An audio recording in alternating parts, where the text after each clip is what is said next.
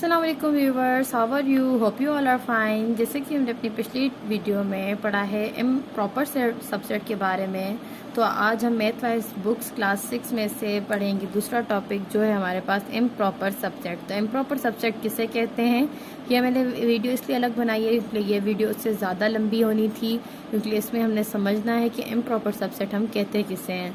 तो short videos आप देख लिया करें, इजी हो जाएगा आपको कि कैसे हमने चीज़ों को रिमेंबर करना है और इजी से हम मैथ समझ सकेंगे। ठीक है, तो यहाँ पर सबसे पहले समझें कि हमने इम प्रॉपर सबसेट कहते किसे हैं। अगर तो आपका प्रॉपर का कॉन्सेप्ट क्लियर है तो इम प्रॉपर समझने में आपको ज़्यादा देर नहीं लगेगी। ठीक है, set A is called an improper subset of B only when all the members of set A and B are equal to each other and there is no extra element in any of the set।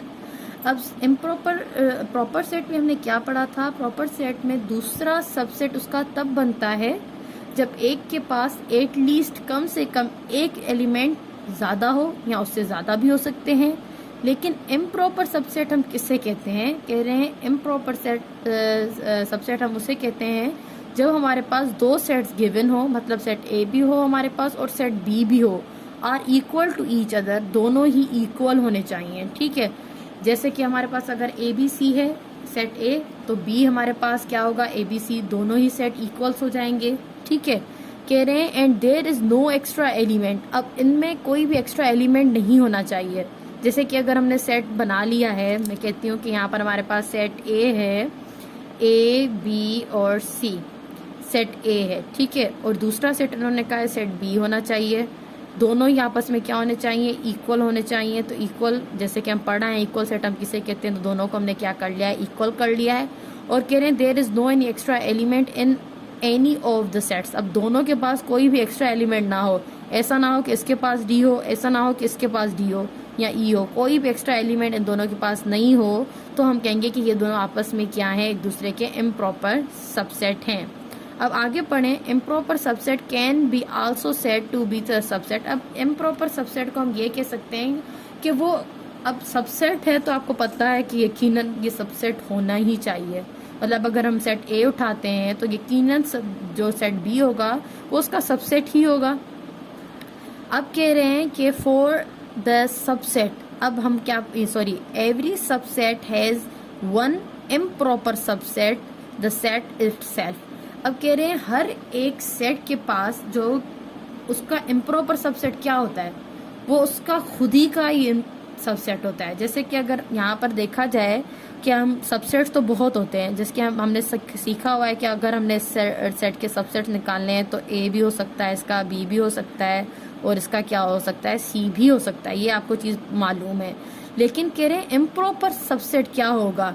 तो improper subset किसी भी set का वही होगा, itself, खुद ही होगा। ठीक है, फॉर द सबसेट। अब अगर हम एग्जाम्पल लेते हैं, ये तो मैंने आपको अल्फ़ाबेट्स में समझा दिया, अब मैं आपको नंबर्स में समझा देती हूँ कि अगर हमारे पास सबसेट हो, कोई भी हमने सेट लिया हुआ हो, जैसे कि यहाँ पर हमने सेट लिया हुआ है 1 2 3।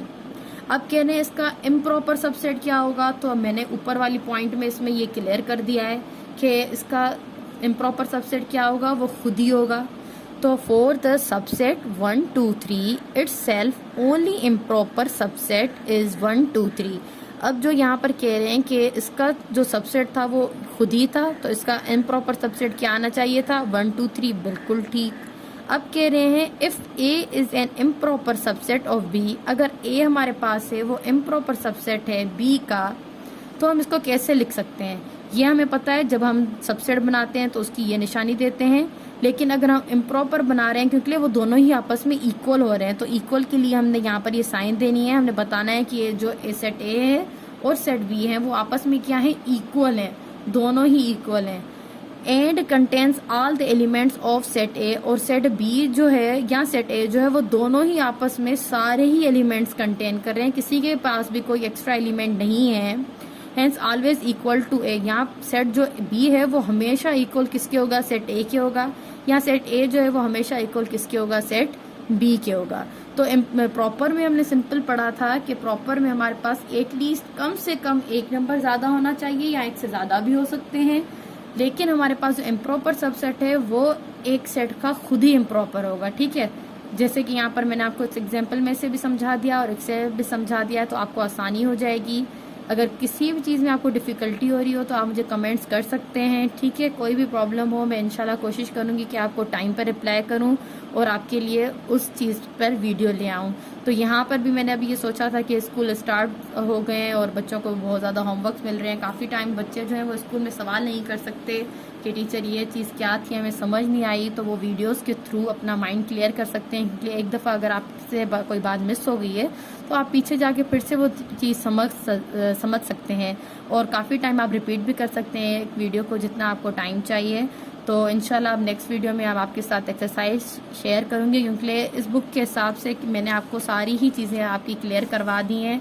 प्रॉपर क्या होते हैं, इम्प्रॉपर सबसेट्स क्या होते हैं, और पीछे आप देखें, आप मेरी वीडियोस में जाके देख सकते हैं। मैंने आपको सबसेट के बारे में बताया है, सुपर सबसेट के बारे में बताया है, इक्विवेलेंट क्या होते हैं, कार्डिनल तो मैंने आपके लिए अभी रिसेंटली में वीडियो बनाई थी, एंड इक्वल सेट्स क्या होते हैं, सिंगलटन, एम्पटी और फाइनाइट, इनफाइनाइट, इन सब पर मैं आपके लिए वीडियोस बना चुकी हूँ ताकि आपको किसी भी चीज़ में कोई भी डिफ़िकल्टी ना हो। तो नेक्स्ट वीडियो में आएंगे हम आपकी एक्सरसाइज लेके 1E। तो मेरे चैनल के साथ जुड़े रहिएगा। Thanks for watching my videos.